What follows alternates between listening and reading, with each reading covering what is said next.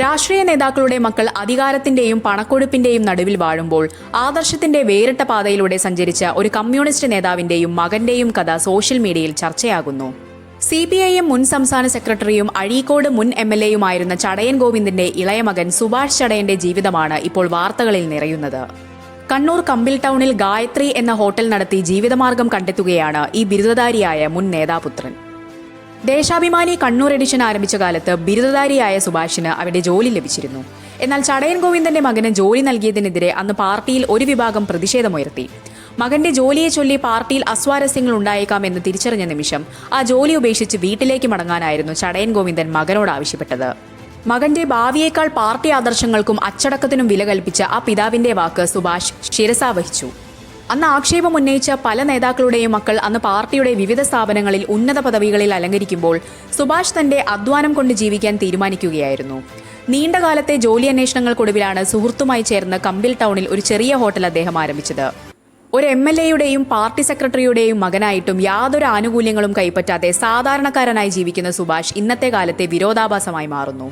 തന്റെ മക്കളെ എങ്ങനെയെങ്കിലും ഉന്നതങ്ങളിൽ എത്തിക്കാനും സുരക്ഷിതമായ കരിയർ ഉറപ്പാക്കാനും രാഷ്ട്രീയ ഭേദമന്യേ നേതാക്കൾ മത്സരിക്കുന്ന വർത്തമാനകാലത്താണ് ചടയൻ ഗോവിന്ദനെ പോലൊരു നേതാവ് വ്യത്യസ്തനാകുന്നത്.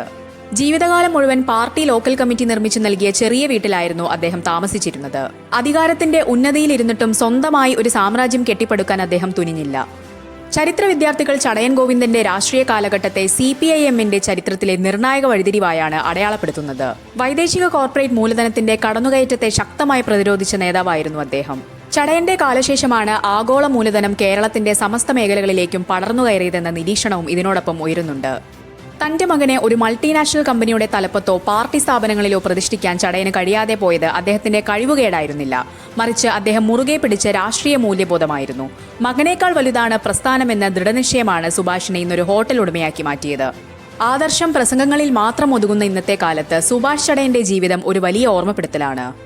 ആഡംബരങ്ങളുടെ നടുവിലല്ല, ആത്മാഭിമാനത്തോടെയുള്ള അധ്വാനത്തിലാണ് യഥാർത്ഥ കമ്മ്യൂണിസ്റ്റ് മൂല്യമെന്ന് ഈ ജീവിതം തെളിയിക്കുന്നു. ഫേസ്ബുക്കിൽ പങ്കുവയ്ക്കപ്പെട്ട ഈ കുറിപ്പ് രാഷ്ട്രീയ കേരളത്തിൽ വലിയ സംവാദങ്ങൾക്കാണ് വഴിവെച്ചിരിക്കുന്നത്. വാർത്താവിനിമയ സംവിധാനങ്ങൾ ഇത്രത്തോളം വളരാത്ത കാലത്ത് ചടയനെടുത്ത നിലപാടുകൾ ഇന്ന് പുനർവായനയ്ക്ക് വിധേയമാവുകയാണ്. മക്കൾ രാഷ്ട്രീയവും സ്വജനപക്ഷപാതവും ചർച്ചയാകുമ്പോൾ സുഭാഷ് ചടയൻ എന്ന സാധാരണക്കാരൻ ആദർശത്തിന്റെ ഉജ്ജ്വലമായ പ്രതീകമായി മാറുന്നു. അദ്ദേഹത്തിന്റെ ഹോട്ടലിലെ ഓരോ ചായയ്ക്കും കറിക്കും ആദർശത്തിന്റെ കടുപ്പമുണ്ടെന്നാണ് സോഷ്യൽ മീഡിയ അഭിപ്രായപ്പെടുന്നത്. നേതാക്കളുടെ മക്കൾ ബിസിനസ് സാമ്രാജ്യങ്ങൾ കെട്ടിപ്പടുക്കുമ്പോൾ ഒരു ഹോട്ടൽ മുറിയിലെ ചൂടിനോടും പുകയോടും മല്ലിട്ട് ജീവിക്കുന്ന സുഭാഷ് വരും തലമുറയിലെ രാഷ്ട്രീയ വിദ്യാർത്ഥികൾക്ക് ഒരു പാഠപുസ്തകമാണ്. അധികാരവും പദവികളും കുടുംബത്തിന് വേണ്ടിയുള്ളതല്ലെന്ന ചടയൻ ഗോവിന്ദന്റെ ആ ആദർശം സുഭാഷിലൂടെ ഇന്നും ജീവിക്കുന്നു.